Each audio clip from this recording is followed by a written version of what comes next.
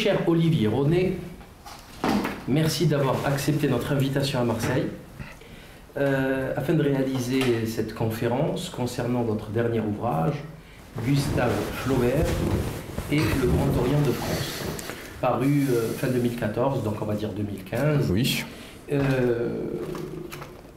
Très bel ouvrage de 200 pages avec un DVD, beaucoup de documents, concernant un sujet qui n'est pas beaucoup traité par la... En fait, que vous êtes le premier, oui, je suis le premier à avoir traité, c'est même pas une question de beaucoup ni de peu, c'est exceptionnellement rare et vous êtes le seul. Pour l'instant, pour l'instant. Pour l'instant. Non, vous êtes le premier. Je suis le premier, voilà. Ça, personne ne vous l'enlèvera et c'est très curieux, étant donné le personnage éminemment connu et important de Gustave Flaubert. Donc on va commencer, on va faire cet entretien parce que j'estime qu'il est essentiel de parler de votre livre, qui ne parle pas d'ailleurs que de Gustave Flaubert, puisque la première moitié parle de la maçonnerie, de son histoire, de vos déboires. Oui, oui. Et vous avez fait partie aussi de la maçonnerie pour justement essayer de comprendre. Alors, je vais vous demander, sans trop tarder, de vous présenter déjà par rapport à votre métier de ciné-magicien, etc. Tout à fait. Et votre historique maçonnique et jusqu'à aujourd'hui, succinctement. Très bien, alors donc merci Monsieur Leiby de m'accueillir aussi, hein, ça me fait très plaisir d'être venu de Rouen et venir vous rendre visite à Marseille. Alors donc moi je m'appelle donc Olivier Ronet, je suis ciné-magicien, j'ai commencé ma carrière de prestidigitateur j'avais 21 ans, là j'en ai 51, donc ça fait quand même quelques années. J'ai travaillé énormément sur un sujet qui s'appelle la lanterne magique, de la lanterne magique au numérique, où j'ai rendu hommage à Georges Méliès. Et comme j'avais épuré un peu la Seine-Marée Haute et Basse-Normandie avec ce sujet, donc une exposition, des ateliers cinéma, des spectacles de magie, des conférences sur cet univers du ciné-magicien, eh bien, je me suis dit qu'il était peut-être temps d'aller renouveler ma prestation, ne serait-ce que pour retrouver une clientèle sur l'époque, qui m'avait accueilli. Et donc, j'ai présenté une belle exposition sur un thème différent, le voyage en Égypte de Gustave Flaubert. Et c'est à partir de là que j'en suis venu à écrire un livre 4 livres sur Gustave Flaubert. Donc vous expliquez hein, dans ce livre que vous avez eu des problèmes avec la franc-maçonnerie, dans votre métier, avec des petits, on va dire, des petits filous qui vous embêtaient, qui vous enquiquinaient, et vous avez compris a posteriori que c'était en fait tout le temps systématiquement des francs-maçons. C'était en 1990, il y a eu des pots de plainte, etc. Et vous avez décidé de pénétrer la maçonnerie pour essayer de comprendre ce qui s'y passait. Vous y êtes resté 8 ans, c'est ça? Oui, un certain nombre d'années, oui. Voilà. Donc expliquez-nous juste cette petite parenthèse, bon, à l'époque, pour la remettre, excusez-moi, pour la mettre en parallèle avec Flaubert. Oui, oui. Alors, ce qu'il faut savoir, c'est que quand on est jeune, donc à l'époque j'avais 22, 23 ans, le fonctionnement du business, on ne sait pas comment ça fonctionne. Hein. On a une idée, on pense que c'est par le mérite qu'on va pouvoir s'accomplir, et au bout d'un certain temps, c'est pour ça que c'est pas tout à fait ça, et que la France, en tout cas en Normandie à cette époque, eh bien, ça fonctionnait beaucoup par réseau. Mais avant de comprendre que ça fonctionne par réseau, en fait les gens se soutiennent les uns les autres et vont empêcher quelqu'un qui a du talent et pour faire passer le fils d'eux ou qui lui en a moins, mais il est dans une famille. Et c'est vrai qu'à Rouen, la franc-maçonnerie, et en même temps c'est un peu normal, puisque Rouen, c'est quand même une capitale de la franc-maçonnerie, hein, c'est quand même la deuxième ville de France à l'époque de Gustave Flaubert, eh bien, a été très présente dans ces jeux d'affaires. Et de fil en aiguille, je me suis aperçu que, effectivement, à travers les contrats que je négociais, j'étais confronté à des empêcheurs, des empêchants, on va dire, des empêchants, qui fréquentaient la franc-maçonnerie. Et ils se servaient un peu de ce réseau pour utiliser le moyen de la diffamation, pour faire perdre, pour discréditer et pour éliminer la concurrence, entre autres moi qui était à cette époque-là jeune. Alors bon, j'ai eu la chance de pouvoir me défendre, d'être réactif par rapport à cela. Mais on peut imaginer qu'un jeune qui n'a pas cette possibilité de se défendre va se retrouver un peu le bec dans l'eau. Alors moi j'ai trouvé comme solution pour me défendre, c'est d'aller voir, de savoir qui était derrière ces manigances et ces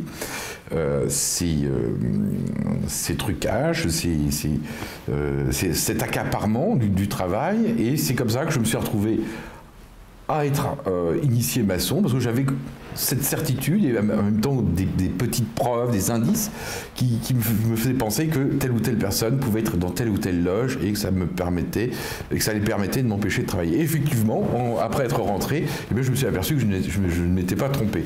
Donc le problème aujourd'hui, au-delà de mes petits soucis personnels, c'est quand même que nous sommes en face de réseaux. Hein, aujourd'hui, avec le Parti socialiste, des réseaux maçonniques, parce qu'il faut savoir que le Grand Orient de France aujourd'hui c'est une fédération du Parti socialiste. À partir de là, eh bien, ces petites manigances, eh bien, elles sont partout en France, partout, elles sont certainement à Marseille, elles sont à d'un moment à une époque, je pense que ça a un rôle essentiel dans la crise économique dans laquelle on est. Hein, ce n'est pas la cause, mais ça en a un forcément.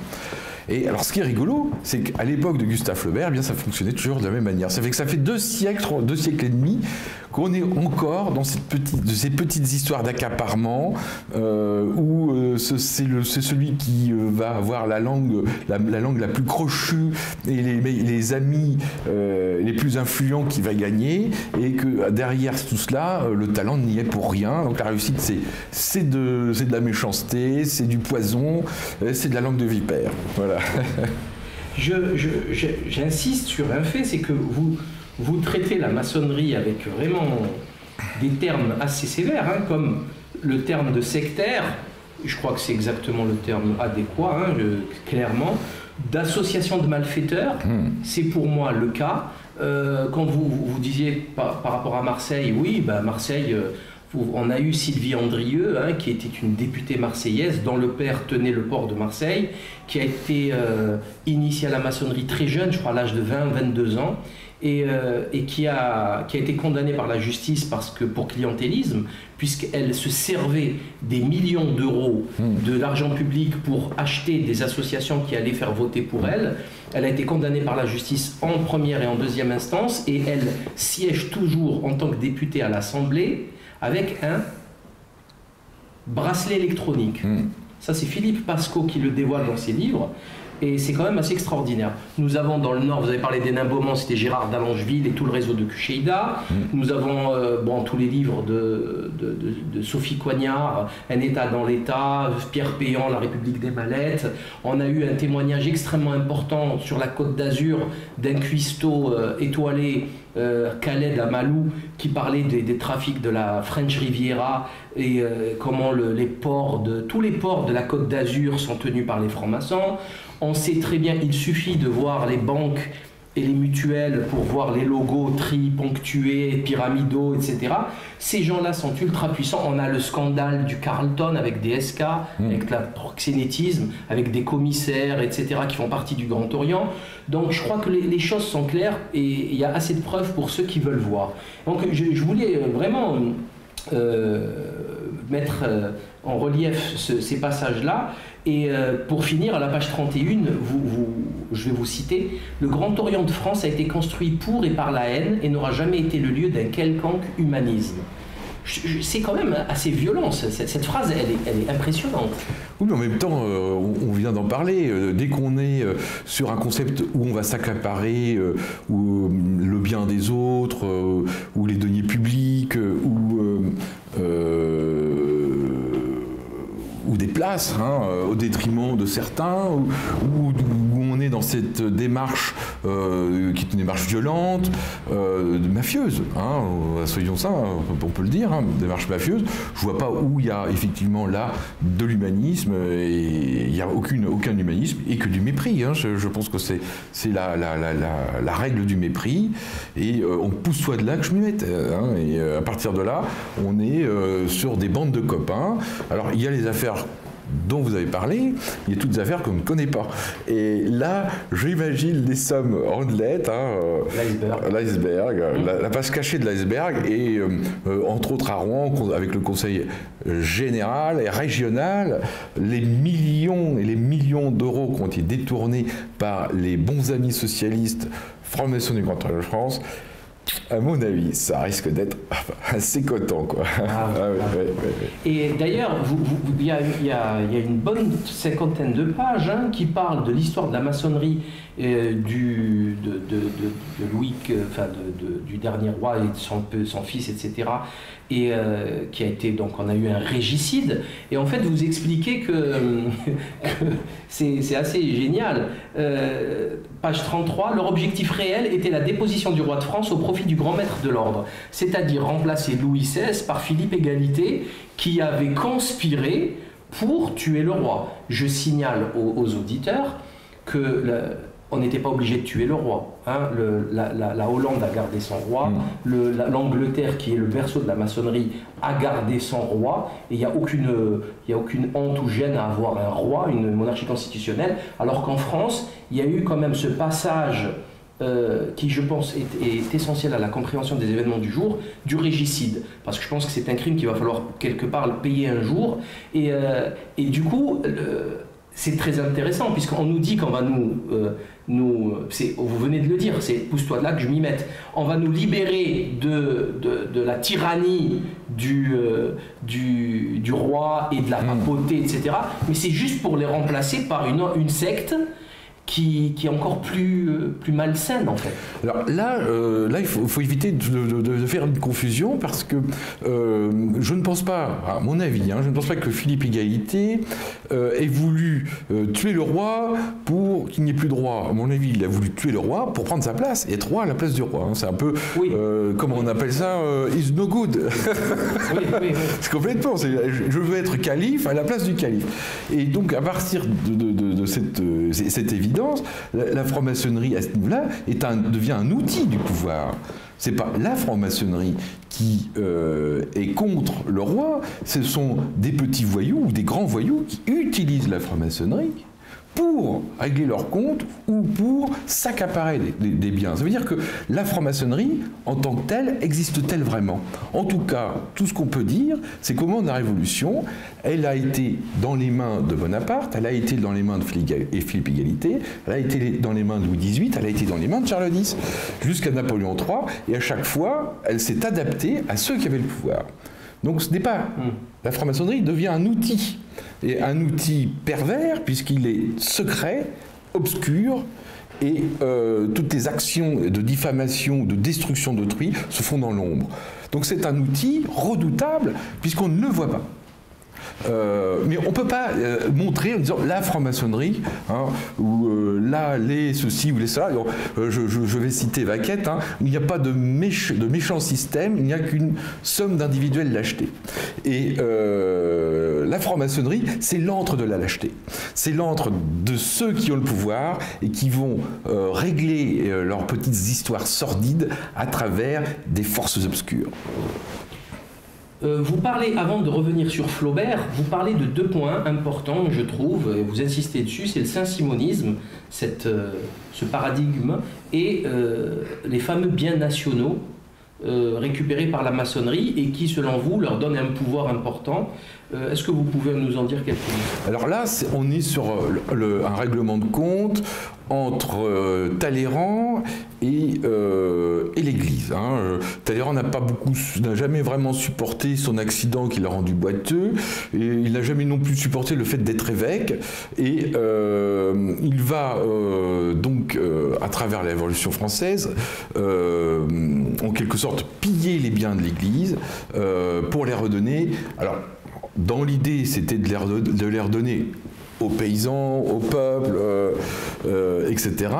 Mais enfin, au bout du compte, il les a redonnés, ou entre guillemets revendus, on va dire quasiment donnés, à une oligarchie qui va devenir en quelque sorte cette oligarchie de l'industrialisation. Voilà. Donc en fait, les biens nationaux, c'est ni plus ni moins que la prise de contrôle du territoire. Et d'ailleurs, Saint-Simon, alors lui, Saint-Simon était utopiste, et il était surtout théophilanthrope. Et en tant que théophilanthrope, il voyait, lui, une manière d'éduquer le peuple. Il voulait les éduquer en leur faisant comprendre ce qu'était la terre, en les rendant républicains, mais au bout du compte, bon, ça n'a pas marché, ça a été un échec, et on s'est retrouvé avec un repartage des biens nationaux. On est passé de la noblesse à une bourgeoisie qui sera la bourgeoisie de l'industrie. Est-ce qu'on peut estimer, quantitativement, est-ce qu'on peut estimer ces biens? De quoi on parle? C'est les territoires nationaux. C'est-à-dire qu'en fait,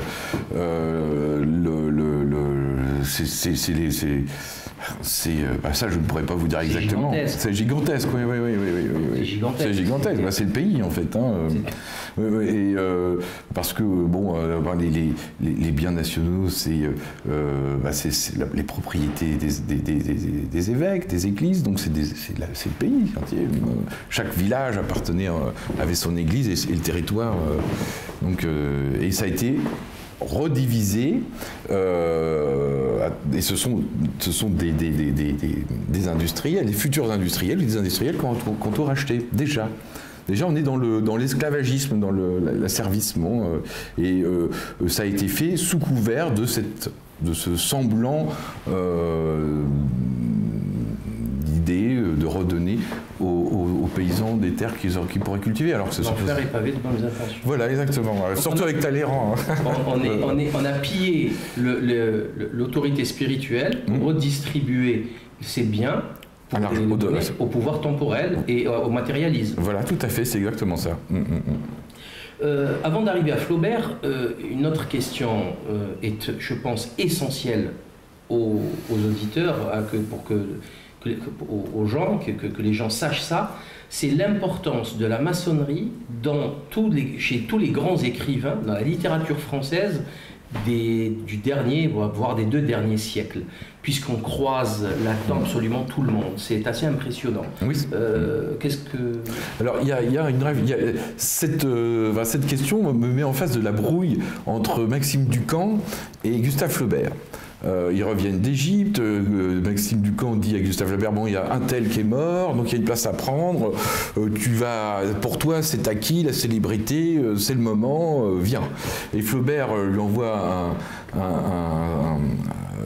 une réflexion en disant que pour lui, ce qui comptait, c'était pas la place, mais le travail et le talent, et que pour lui, il préférait aller tout droit dans l'océan, mais là où il n'y avait pas la possibilité de se caser, on est avec un homme heureux de la liberté, et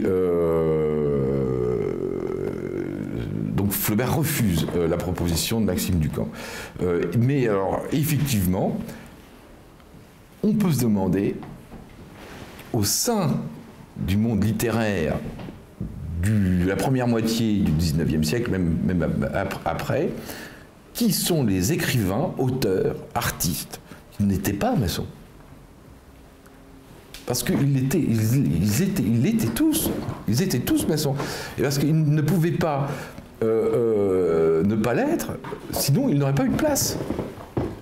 Alors on peut se demander, effectivement, bon, ça ne retire pas le talent de ces artistes, mais on peut se demander s'il n'y a pas eu d'autres talents méconnus, oubliés, et si ces talents méconnus, oubliés, ne sont pas tout bonnement la majorité de l'œuvre littéraire du 19e siècle. Voilà.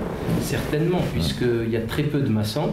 Ça se compte, on va dire, aujourd'hui, on nous déclare 150 000, je pense qu'il y en a un peu plus, mais bon, sur 65 millions d'habitants, je pense qu'il y a des talents qui nous échappent. Bien sûr. Mais c'est vrai que j'ai fait une petite recherche concernant des travaux sur Léon Bloy, et je me suis retrouvé avec énormément, que ce soit Villiers de l'Isle-Adam, Huysmans, Bloy, c'est tous des maçons occultistes, pratiquants de sorcellerie, etc.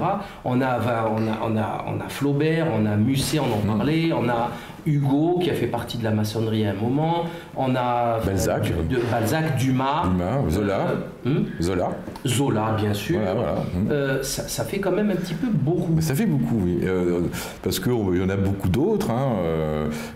Théophile Gautier, Catulle Mendes. Théophile Gautier, bien sûr. Etc. Oui. Tout à fait. Ben justement, et quand on fouille un petit peu. Et quand on Baudelaire. Enfin bon. Baudelaire aussi. Oui. Et quand on fouille un petit peu, moi j'ai découvert beaucoup de choses, notamment cet aspect occultiste, parce que Victor Hugo a commencé après la perte de sa petite Léopoldine, je crois, a commencé dans les tables tournantes parce qu'il voulait, par sentimentalisme, il voulait parler avec sa fille. Et on a vu les autres, ils pratiquaient de la magie noire avec des rituels de sorcellerie gravissimes, avec avec l'abbé Boulan, etc. Toute cette histoire. Et Théophile Gautier qui a eu des rapports incestueux avec sa fille. Enfin, il y a quand même, c'était un milieu extrêmement. Les gens ne connaissent pas tout ça. En fait, ils connaissent l'œuvre, le bouquin, le roman, mais ils ne connaissent pas tout ce qu'il y a autour. On sait très bien que Léon Bloy était un messianiste complètement cinglé, qui se prenait pour le Messie et qui allait à Notre-Dame de la Salette pour avoir des apparitions etc.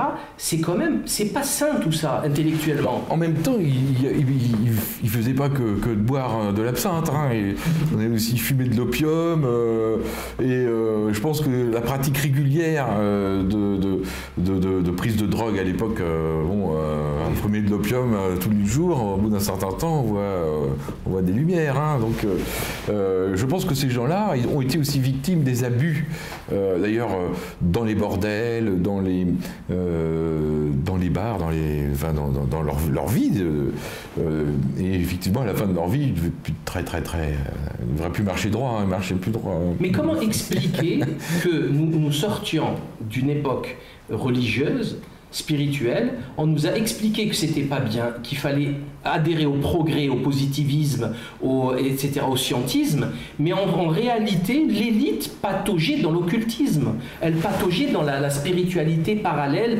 de la théosophie de Blavatsky qui a eu un succès fou, de l'anthroposophie de Steiner qui a eu un succès fou dans les cercles et les dames qui tenaient des cercles littéraires, etc. Ça ne parlait que de ça. Donc comment vous pouvez expliquer ces deux mondes différents qu'on retrouve aujourd'hui? Ce qu'il faut savoir, c'est que les bases, les fondements de la franc-maçonnerie sont associés au culte de Mitra et à ce qu'on appelle la hiéroastronomie. Et donc, à partir de là, les bases de magie telles qu'on les retrouve chez Henri Corneille Agrippa ou chez Paracels ou chez Tycho Brahe, eux n'étaient pas maçons mais plutôt Rose-Croix, donc ils étaient associés à la Rose-Croix d'Orient. Eh bien, ces connaissances qui sont des connaissances hiéroastronomiques ont traversé les époques de Babylone jusqu'à nos jours. Les écrits sont rares, il y a très peu d'écrits sur les tenants et les aboutissants du culte de Mitra, mais il est vrai que ces connaissances amènent à la théurgie, à la hiérophanie et à toutes sortes de manipulations spirites, entre guillemets, et à des églises, parce qu'on peut aller après encore plus loin. La franc-maçonnerie, ce n'est pas que la franc-maçonnerie, il y a aussi dans la maçonnerie d'autres maçonneries. Et donc autour de la franc-maçonnerie, par exemple du Grand Orient de France, il y a une église gnostique, ça on n'en parle pas. Il y a aussi des mouvements martinistes, ça on n'en parle pas. Il y a aussi des sociétés secrètes alchimiques, ça on n'en parle pas non plus. Alors évidemment, pour connaître tout ça, il faut être rentré un peu dedans et encore faut-il s'être bien tenu, parce que sinon on ne rentre pas du tout. Moi, ce que je veux dire par là, c'est qu'on dit au peuple de ne plus croire que ce sont des croyances barbares, que Dieu est mort, l'opium du peuple, etc. Et que eux croient en ces sornettes. Voilà, là il y a un paradoxe. Il y a quelque chose qui cloche. Il y a un paradoxe, parce qu'effectivement, quand on regarde un peu ce que dit, par exemple, moi je cite dans mon 4e tome de Laulnay, donc, qui est un scientifique de la campagne d'Égypte, et qui parle donc de hiéroastronomie et du culte de Mitra. Il dit il n'y a que la matière, le Christ c'est de la rigolade, la Vierge Marie elle n'a jamais existé, le prophète bon il est là, d'ailleurs on se demande comment il a autant de succès parce que c'est un charlatan. Voilà ce que dit ce monsieur qui est franc-maçon et en même temps érudit. Mais donc il dit en plus, il dit que toute forme de prêtrise, quelle qu'elle soit, de l'aube des temps jusqu'à aujourd'hui, sont les causes de la guerre, de tout conflit. Bon. Je crois que la franc-maçonnerie a toujours nié le rôle de la religion, et là effectivement on a un paradoxe, parce que quand on fouille à l'intérieur des réseaux maçonniques qui sont dans la maçonnerie, on retrouve une église gnostique, des grands prêtres, des évêques, et évidemment eux ça ils n'en parlent pas. Alors ils prônent la laïcité, mais ils ont leurs propres évêques. J'aimerais inviter vraiment les gens, pour comprendre l'importance de tous ces mouvements depuis un siècle et demi dans les élites occidentales et aussi orientales, de lire L'erreur spirit de René Guénon et Histoire de théosophisme, Histoire d'une pseudo-religion de René Guénon aussi, qui sont disponibles sur Internet en PDF et qui sont exceptionnellement importants pour comprendre l'importance de l'occultisme et de la maçonnerie et du charlatanisme, parce que Elena Blavatsky, c'est vraiment une pitrerie, c'est honteux de suivre ce genre de choses. Et ben, il y a des intellectuels, des écrivains, des gens censés être intelligents qui ont suivi tout ça. Je les invite à lire ces 2 bouquins, moi, qui m'ont ouvert les yeux sur un monde que l'on ne connaît pas. De toute façon, prétendre pouvoir en quelques écrits révéler des secrets qui nécessitent une maîtrise et une culture générale et une érudition qui va prendre plusieurs décennies pour les apprivoiser, c'est une forme d'escroquerie. Parce que dire que moi en un livre, je vais apprendre à quelqu'un ce qu'est Mitra. Bon, j'ai dit que j'allais le faire, mais bon, c'est pas possible parce que la personne va avoir un travail personnel tel à faire qu'elle aura des informations de surface, mais absolument pas l'essentiel des informations. Donc, il y a une forme d'escroquerie, effectivement, chez ces gens-là qui disent « nous allons tout vous dire, nous allons vous apprendre ce qu'est l'univers ». Et au bout du compte, il y a aussi un piège, c'est que si effectivement on les croit, eh bien, on va se retrouver pris des fois dans des phénomènes pseudo-naturels qui peuvent coûter très cher. On va pas approfondir parce qu'on a beaucoup de choses à dire sur certains sujets. Vous parlez d'Adam Weishaupt, que Louis Leblanc décrit comme étant le plus profond conspirateur qui n'ait jamais existé, page 93. J'invite les gens à se procurer le livre pour travailler, comme vous dites. Il faut à un moment donné, il faut lire, il faut se donner la peine. Vous parlez de Cagliostro, d'Albert Pike, de Crémieux, de Giuseppe Mazzini, c'était le patron des Carbonari italiens, c'était un très très grand conspirateur, de Catulle Mendes, etc., de Maupassant, que Catulle Mendes a essayé on rappelle que Catulle Mendes était l'époux de la fille de Théophile Gautier. Voilà, Judith Gautier. De Judith Gautier, exactement. Donc tout ce petit monde est incestueusement lié, ils se connaissent tous en fait. Par contre, oui, alors on va rentrer dans le vif du sujet, c'est-à-dire Flaubert. Et donc c'est un fils de franc-maçon. Oui. Donc à l'époque, c'était une initiation naturelle. On est franc-maçon dès qu'on est fils de franc-maçon. Voilà. Les enfants des maçons allaient en loge sans avoir besoin d'être présentés ou initiés. Hein. Et quand ils étaient initiés comme étaient initiés les francs-maçons 4e degré avec un bandeau translucide. Donc ils étaient déjà considérés comme maçons puisque fils de maçons. Donc c'est une initiation, on va dire, sanguine, héréditaire. Voilà, là on est sur une initiation. Oui, c'est très curieux. Bon, ça va disparaître après la Première Guerre mondiale, ça. Mais au début, ouais, je sais pas si c'est la Première ou Deuxième Guerre mondiale, mais on va dire jusqu'à la fin du XXe siècle, c'était comme ça, oui. Par contre, ce que vous expliquez bien dans ce livre, c'est que Gustave Flaubert n'était pas soumis à la masse, au groupe de la loge, et qu'en fait, il disait ce qu'il pensait, ce qu'il voulait dire, il défendait qui il voulait défendre à partir du moment où il estimait ça juste. Et ça lui a coûté disons que Flaubert sa tranquillité. Voilà, Flaubert se battait contre toute forme de tyrannie. Et effectivement, à une époque, avec Zola et Maupassant, ils ont décidé d'attaquer les tyrans du 19e siècle. Et il faut savoir qu'au milieu du 19e siècle, ce qui s'est passé, c'est que ces réseaux ont été accaparés, rachetés et verrouillés par les Rothschild, les Rockefeller et tous les grands bourgeois commerçants, au détriment des intellectuels qui n'étaient pas forcément n'étaient plus forcément les bienvenus dans cette franc-maçonnerie. Et donc en s'attaquant à ces gens-là, eh bien évidemment il aura des soucis parce qu'ils ne sont pas vraiment des gens gentils, humains et ayant beaucoup d'humour. Voilà. Donc oui, il a été ruiné. L'entreprise de sa nièce et de son beau-frère, de son beau-neveu, je ne sais pas si on dit ça, beau-neveu, et a été, on va dire, victime de manigance et s'est retrouvé sans rien.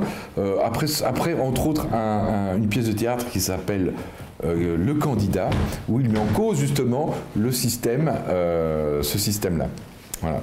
Et oui, il a payé cher ses attaques, ses prises de position et son désir de liberté. Parce que à cette époque, il faut savoir que la maçonnerie, c'est quand même quelque chose.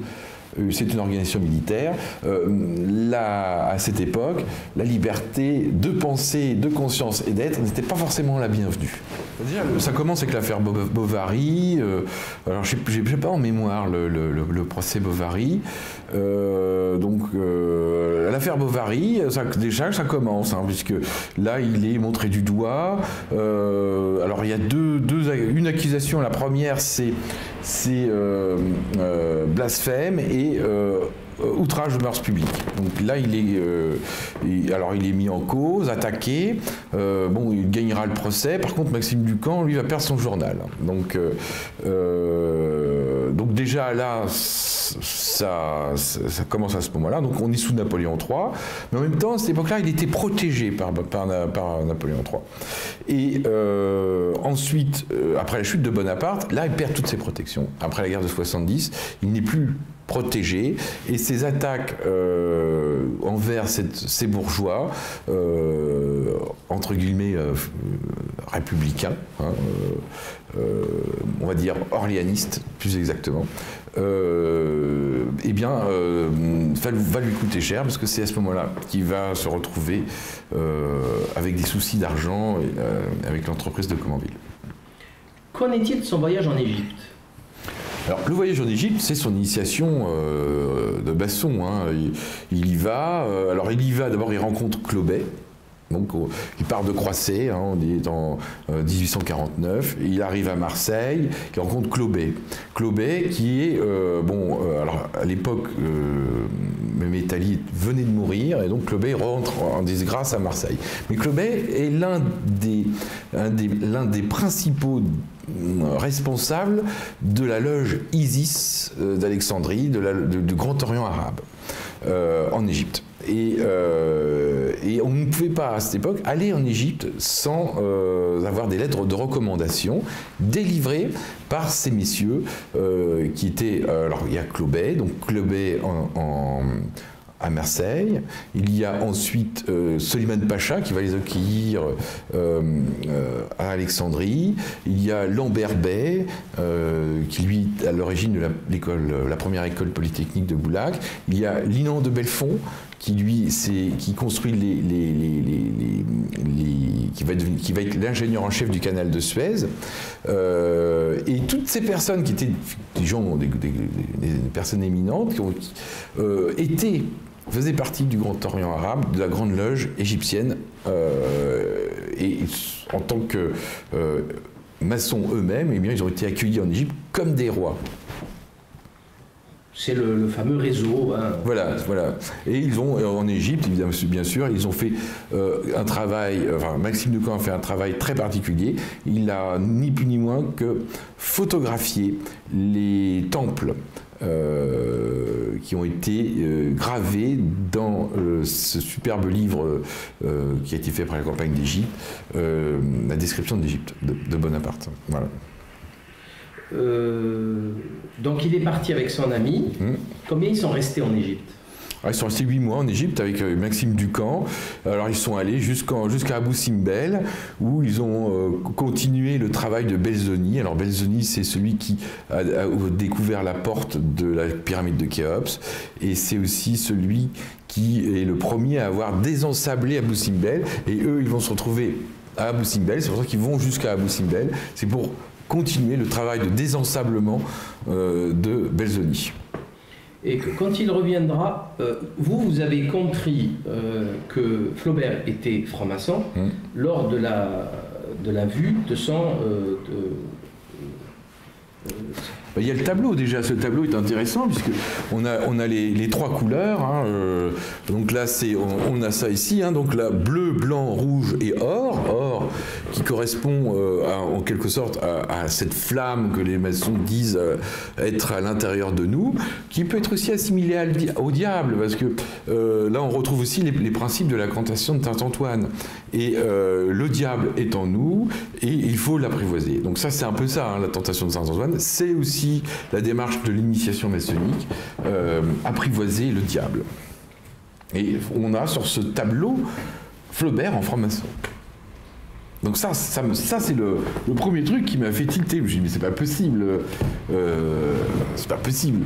Alors après, bon, je me suis renseigné à Rouen auprès de francs-maçons qui avaient un peu de bouteille et qui me l'ont confirmé. Dit oui, c'est vrai, mais c'est resté jusqu'à aujourd'hui secret. Voilà. Donc il y a eu. Alors je pense que je suis le premier à en parler, mais je pense que je ne suis pas le seul à le savoir. À la page 174, vous n'y allez pas de main morte. Hein. Je vous cite, « Le Grand Orient de France est l'ennemi de la République, de la démocratie et de la laïcité, car il n'a jamais été construit pour cela depuis son origine. Comme pour la commune, il se rangera du côté du plus fort et saura le moment venu retourner sa veste. La démarche est politique et opportuniste. » Vous mettez dans votre livre, à la page 172, si je ne me trompe pas, un courrier de Guy de Maupassant qui répond à une volonté d'initiation de la part de Catulle Mendes. Et il répond, je veux pas la lire parce qu'elle est trop longue, il y a 2 ou 3 pages. Il y a 2 pages, 1 page et demie, et elle est hilarante. Oui. En fait, il a tout compris de la mécanique maçonnique. Et je vais juste citer une phrase. « Je ne suis pas encore assez grave et assez maître de moi pour m'engager à faire sans rire un signe maçonnique à un frère, etc. etc. » C'est quand même assez... Il y a beaucoup d'humour et il y a mieux que la lettre de Maupassant à Catulle Mendes. Il y a cette nouvelle de Maupassant qui s'appelle Mon oncle Sosthène. Faut regarder. Mon oncle Sosthène, c'est formidable. Tout à fait. Voilà. Tout à fait. Alors, vous avez actuellement donc ce travail sur Gustave Flaubert, vous l'avez divisé en 4 livres. Donc ça c'est le premier tome, Gustave Flaubert et le Grand Orient de France. Alors je vais expliquer aux auditeurs ce qui va se passer, parce que c'est un petit peu compliqué, mais en fait c'est très simple. C'est qu'il y a 4 tomes. Vous avez sorti le premier qui est là. Oui. Il y a le 4e qui va sortir bientôt. Et après, vous reviendrez sur le 2 et le 3. Oui. Alors, le 4e, c'est Gustave Flaubert et la religion égyptienne. Oui, la religion des Égyptiens. La religion des Égyptiens. Notamment, vous allez nous en parler un petit peu là par rapport à Delaunay et au culte de Mitra. Et après, ça sera le tome 2, le pacte des grenouilles, et le tome 3, la danse avec... la danse des morts. Et que ça correspond à l'initiation de Flaubert au principe ésotérique de la maçonnerie par Langlois Huguenin du Pont de l'Arche. Voilà, donc, et on retrouve d'ailleurs dans le tome 1 la gravure, qui est un élément central dans le DVD, de cette initiation de Flaubert par Langlois Huguenin du Pont de l'Arche. Alors, rappelez-moi la question. Alors, parlez-nous de... Ah oui, alors du tome 4, voilà. Du tome 4, puis du tome 2, et après du tome 3. Le tome 4, donc le tome 4, bon, Flaubert, franc-maçon. Bon, il a donc des réflexions, une pensée maçonnique. Alors, donc, j'ai fait dans le tome 4 le parallèle entre la correspondance et les pensées de Gustave Flaubert et un travail réalisé par un maçon qui s'appelle Delaunay, dont j'ai parlé tout à l'heure, et qui explique les tenants et les aboutissants du culte de Mitra. Ça, c'est le tome 4. Le tome 2, c'est Le voyage en Égypte de Gustave Flaubert, et ça s'appelle Le pacte des grenouilles, parce qu'avant de partir en Égypte, au moment où ils se sont, au meilleur moment de leur amitié, ils se sont fait mouler deux encriers en forme de grenouille. Et donc j'explique un peu le pourquoi du comment. Et le tome 3, bien, c'est l'initiation de Gustave Flaubert jeune, voilà, avec cette histoire de gravure dont je viens de parler. Voilà grosso modo le travail. Et donc ça résumera, enfin je l'espère,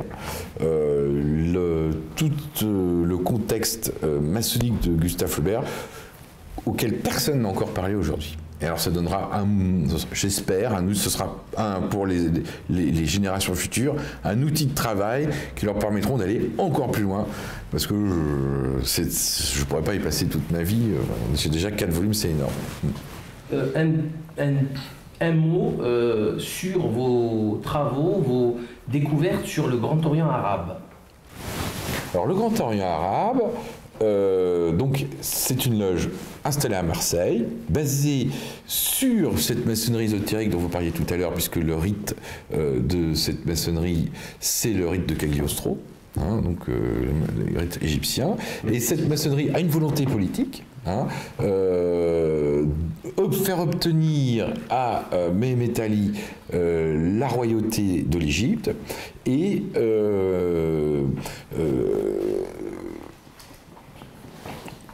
mettre à mal l'Empire ottoman et contrarier les intérêts autrichiens.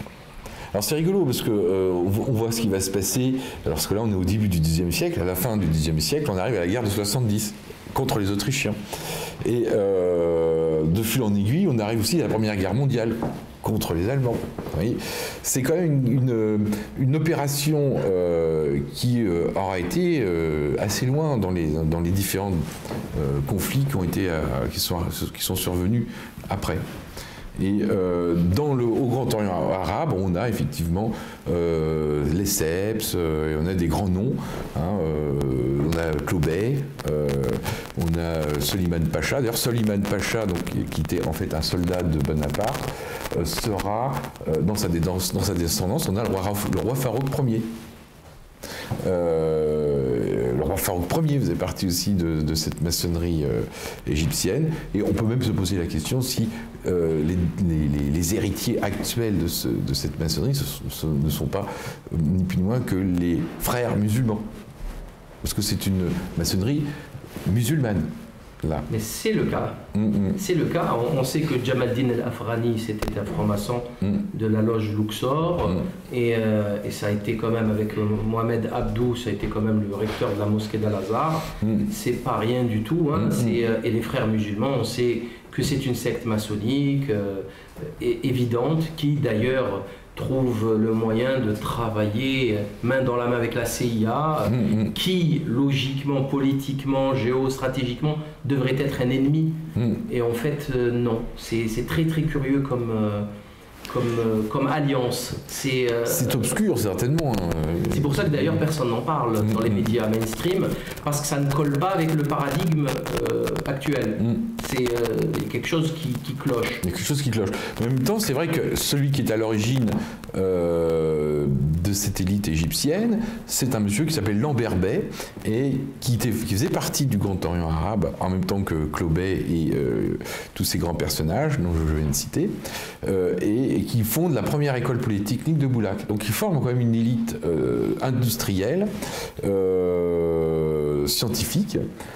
Alors, est-ce qu'il y a un lien entre le saint-siméonisme et le catéchisme des industriels de Saint-Simon et ce qui se passe aujourd'hui, qui ne serait ni plus ni moins qu'une continuité de ce qui a été mis en place au début du 19e siècle? En fait, on ne pouvait pas abattre la spiritualité sans proposer autre chose, et cette autre chose, c'est le saint-simonisme, c'est le paradigme matérialiste, l'industrialisation, et aussi, c'est vrai que c'est toujours plus efficace au niveau, on va dire, de la colonisation des esprits, d'arriver avec des machines surpuissantes qui crachent le feu. Quand on arrive chez un bédouin, chez un fellah égyptien, c'est vrai qu'on arrive en conquérant. Et très vite, ça a pris le pouvoir, puisque c'est le pouvoir de la force, en fait. Ouais.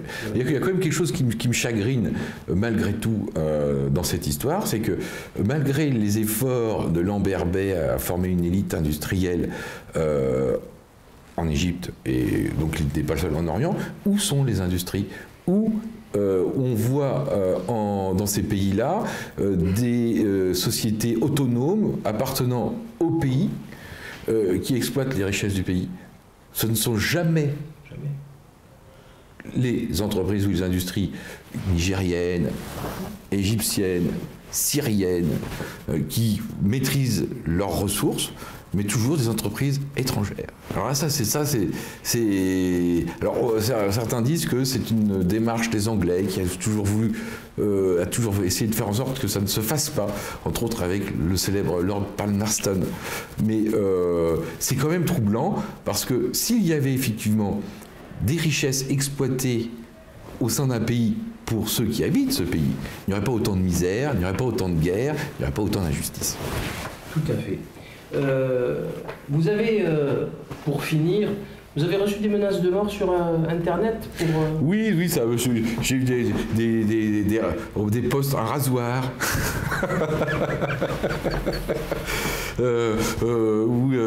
Méfie-toi du choc en retour, enfin bon, des conneries comme ça à 4 sous.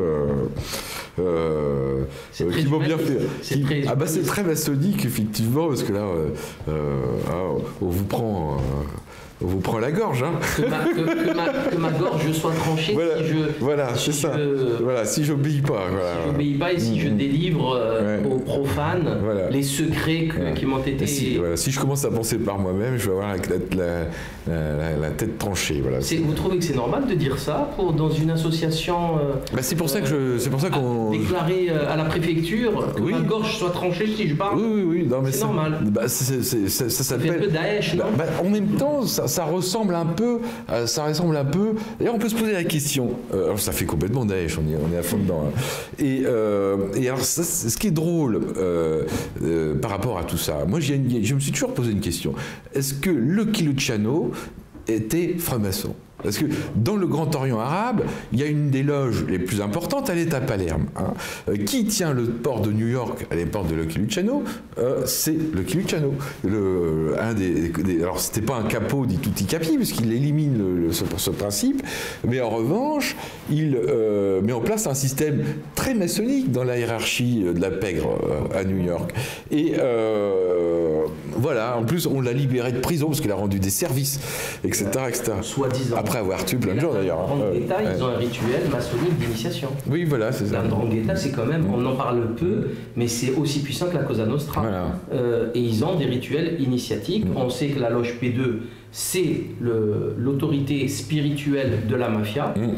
On le sait, ça a été prouvé dans les tribunaux et des dizaines, des centaines de livres des bibliothèques italiennes écrits par des juges, des magistrats, etc. Il faut se mettre un petit peu à la lecture des affaires de Manipulite, de Totorina, de Provenzano, des juges Falcone, etc., qui ont été assassinés. Enfin, de la loge P2, de bien sûr Licio Gelli, de Giulio Andreotti, toute cette partie de la maçonnerie qui vient de Giuseppe Mazzini. Moi, de toute façon, oui, ben ça c'est oui. C'est le Grand Orient arabe, pratiquement. Si vous le permettez, pour moi, la mafia est une conséquence directe du régicide. C'est-à-dire que s'il y a un roi omnipotent, il ne peut pas y avoir de mafia, c'est impossible. Parce qu'il y aurait. C'est un coup d'État, une mafia. C'est un État dans l'État. Et ça ne peut pas exister dans une société, je parle traditionnelle, je ne parle pas des rois d'aujourd'hui. Les rois d'aujourd'hui sont eux les premiers mafieux. Mais dans une société traditionnelle, il ne peut pas exister un clan mafieux de 3000 hommes qui fait la pluie et le beau temps dans une zone en racketant les gens. C'est inconcevable intellectuellement. Et ça a permis la mise en place de ces mafias pour vendre les 1000 tonnes annuelles qui viennent d'héroïne qui viennent d'Afghanistan, la traite des blanches, la cocaïne, le fameux livre de Saviano, les centaines de tonnes de cocaïne, etc. Il faut ces mafias pour faire vendre et tuer, massacrer le peuple avec toutes ces drogues et toutes ces... Alors il y a un truc, j'en ai parlé tout à l'heure, bon, la franc-maçonnerie c'est une arme politique. Hein, donc ça peut servir à un roi, comme ça peut servir à un président, comme ça peut servir à un industriel, parce qu'il a pris le contrôle économique des différents pays. Donc, qui contrôle le réseau? C'est ça la vraie question, c'est pas le réseau en tant que tel. Parce que ce réseau est au service de... Il y a un capot, il y a un capo di tutti capi, où il y a un roi, où il y a un président, où il y a une structure qui, parce qu'elle a le pouvoir, va faire régner une forme de terreur. Ça fonctionne comme ça dans toutes les dictatures. Hein, il y a le dictateur et les réseaux qui sont aussi mafieux, qui sont là pour faire en sorte que les gens se taisent. C'est le cousin du dictateur. Ah bah, c'est le frère, c'est le beau-frère. Tout à fait. Mais dans une dictature, il n'y a pas de mafia. Ah bah non, mais la mafia, c'est eux. C'est lui, voilà, exactement. Je vais finir par une citation de la page 176.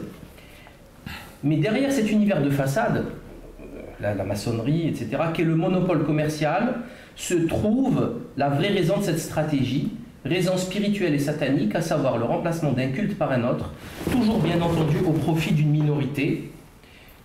Si vous le permettez, je rajouterai ce que vous dites parfaitement, sous couvert, l'enfer est pavé de bonnes intentions, d'humanisme, de progrès, de jours meilleurs, d'une utopie extraordinaire qui, pour ma part, je dirais, tarde à venir, tarde à se manifester au quotidien. Donc, un dernier mot peut-être, Olivier Ronet? Oui, là, de toute façon, c'est pas en mentant aux gens ou en leur cachant la vérité qu'on va leur apporter le bonheur. Hein. Et aujourd'hui, la franc-maçonnerie actuelle, surtout la franc-maçonnerie socialiste du Grand Orient de France, nous ment, frappe le peuple. Hein. On voit avec cette manifestation Nuit debout, hein. On voit comment ces messieurs humanistes, bien-pensants, socialistes et francs-maçons traitent ceux qui ne veulent pas se faire avoir. Hein. Je pense qu'à partir de là, on a tout dit. Et voilà, c'est une honte. Tout à fait, tout à fait. On assiste quand même à des mouvements de grève sociaux où le peuple s'exprime et on nous parle bien sûr de prise en otage du pays et surtout, c'est extraordinaire. C'est-à-dire qu'on refuse le droit au peuple de faire grève, à moins de faire une grève qui ne cause aucun dommage, ce qui n'existe pas en tant que tel. Voilà. C'est pas possible, puisque si je fais grève, je ferme, donc il va y avoir des conséquences. Donc on a une absurdité aussi. Moi, ce qui m'effraie beaucoup, c'est intellectuellement, il y a quelque chose qui cloche dans le cerveau de nos contemporains. C'est-à-dire, c'est même plus une question de bien ou de mal, ou de satanisme, de religion, c'est une question de raison. La raison a quitté les cerveaux, et c'est ça qui est fort inquiétant, puisqu'on ne peut pas accéder à des cerveaux qui manquent de raison. Donc je vous invite à vous procurer cet ouvrage qui est le premier d'une quadrilogie que franchement j'attends avec impatience. On vous présentera, si Dieu nous prête vie, les prochains avec grand plaisir. Avec plaisir. Merci infiniment Olivier. C'est moi qui vous remercie. René de nous avoir rendu visite et permis cet entretien, et à très bientôt. Merci.